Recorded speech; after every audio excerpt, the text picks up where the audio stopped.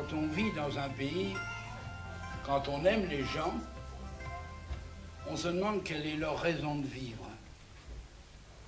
Et nos cauchoirs, on peut se poser la question, est-ce que c'est l'argent qui compte? Est-ce que c'est la terre, le travail? Moi, je me suis posé une autre question. Est-ce l'amour? Alors, je me suis demandé ce que pensaient de l'amour les cauchoirs.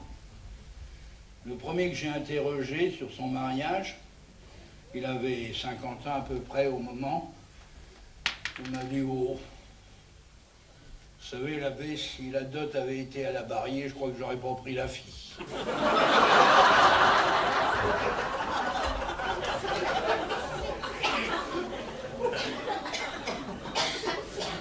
Alors, une demande en mariage en Pays de Caux.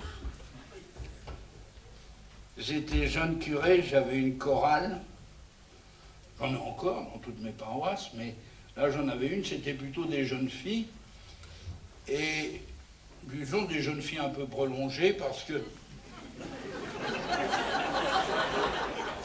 la main-d'œuvre féminine dans les fermes, c'est utile. Alors on disait quand la fille avait envie de se marier, dire bah, elle n'est pas utile, tu verras ça plus tard. Si bien que ça traînait, puis moi j'en avais 3.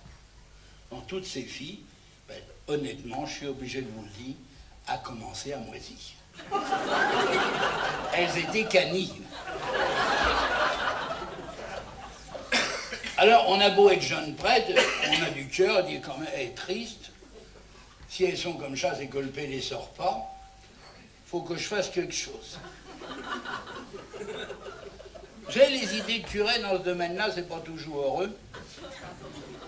Alors je me suis dit, puis qu'il y a du monde à la messe, je vais les faire quêter. Vous comprenez? Elles vont passer avec le plateau dans les bancs. Il y a bien un gars dans le paquet qui va dire, tiens, elle est pas plus mal qu'une autre, celle-là. Hop, en paquet. Ça n'a rien fait. Rien. Seulement, à cette époque-là, on avait le pain béni tous les dimanches. Il y avait une famille qui offrait le pain béni. Quand la famille avait les moyens, elle mettait 3 œufs à la livre. Quand on n'en avait pas le moyen, un peu moins, mettait 2 ou 1. Il fauchait, il foutait un pain de 6 livres. Mais enfin, tous les dimanches, il y avait pain béni. Après le Gloria, M. Tué béni s'échappe. Et puis le bédo était lui qui découpait les nouroles. Alors il prenait ça sous ses bras, il allait à la sacristie. Avant d'entrer, il se tournait et puis il comptait. 82, 83, 85. S'il y avait 85, il ne faisait pas 86 morceaux. Chez nous, on est économe. Alors il prenait son couteau qui lui servait à tout, et puis hop, il coupait ça à la sacristie. Alors c'était simple, il avait 3 bannettes, une pour le cœur, puis 2 pour la nef. Alors les gros morceaux, c'était pour le cœur, et puis le reste, c'était pour la nef. Après le credo, quand le curé descendait du bosset, eh bien, hop, lui, il sortait avec ses bannettes, donnait 2 bannettes aux filles qui distribuaient dans la nef, puis lui distribuait dans le cœur. Mais j'avais remarqué que sa bannette, où il mettait au-dessus pour farder les plus gros morceaux, il offrait ça aux 3 filles. Ça, en amour, ça trompe pas. À la sortie de la messe, vous savez, on sonne chez nous. Il sonnait. Quand les 3 filles passaient, hop, il tenait la corde d'une main, il prenait Dio bénit, il en donnait aux 3 filles. Mais j'avais vu le paix aussi. Mais il n'a rien dit. Il y a des choses dont on ne cause pas chez nous. Là. Et vous avez le bon Dieu qui a inventé ça, mais dans un mauvais jour, ça, sûrement. Alors, on n'en cause pas, il a laissé faire.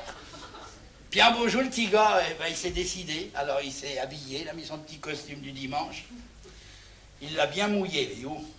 Parce que chez nous, mouiller, c'est laver, c'est que c'est propre. Et puis, il a mis sa gampette sur la tête, puis il est allé.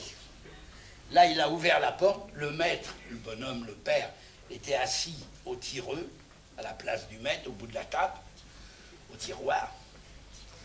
Et puis, le gars n'a pas eu moyen de dire un mot. Il a dit « Ah, était, assis-t'es ». Il s'est assis, alors il y avait le père d'un côté, le gars de l'autre, la femme debout. Parce que chez nous, il y a de l'ordre. Quand les hommes parlent, la femme est debout. Yo.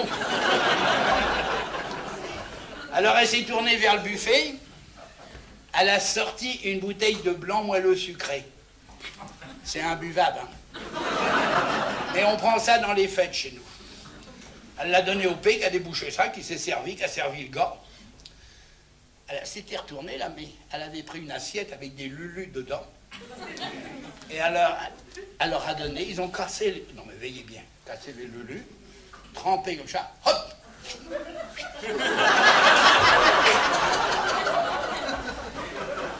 Des choses qu'on n'apprend pas à l'école. Il n'y a plus d'éducation. Puis au moment, il dit, alors, t'es toujours chez Maître Malandin, mon gars? Ah, il a toujours été, puis ma communion, vous savez. Il dit, non, c'est bien, ça. Petit gars qui change pas de place, c'est un gars honnête, ça me fait plaisir. Puis il repart dans les lulus, tome 2, hop.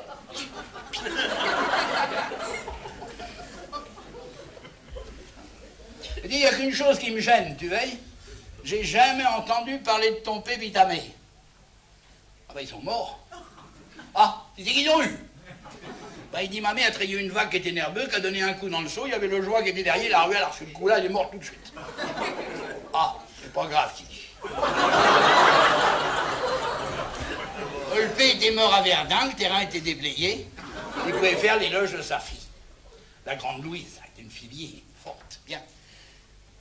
Alors, il dit, c'est une fille très bien, même. Pas une fille comme maintenant, qui met du rouge, du bleu, du noir, comme ça. C'est une honte. Le pauvre prêtre à la messe, quand il donne la communion, il ne sait pas s'il doit dire « Seigneur, prenez garde à la peinture ».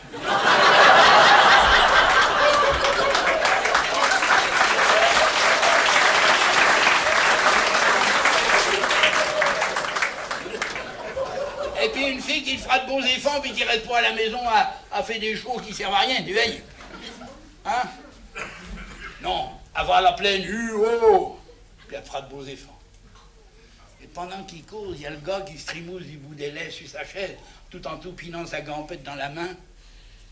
Puis il dit, mais c'est pour Louise que je veux. Et Thérèse, c'était la deuxième. Là, le silence devient lourd.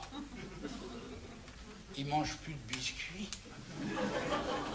La mémotillonne comme ça, le nez en l'air, sa moustache. Et puis tout d'un coup, le père donne un coup sur la table brutal, puis il dit, on te dit une chose, mon petit gars. Ici, tu rentres dans une maison honnête.